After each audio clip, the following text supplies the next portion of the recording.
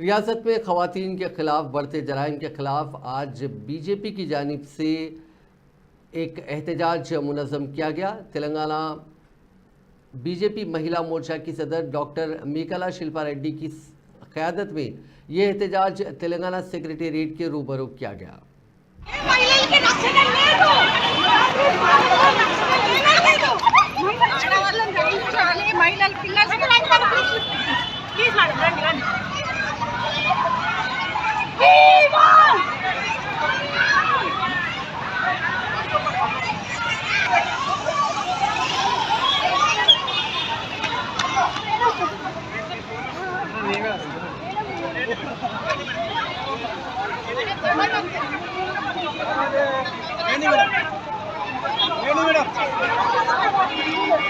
గుంతబోతు మంచిగా లేపాలి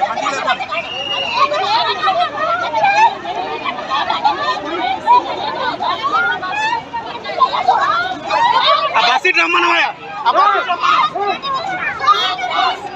నువ్వు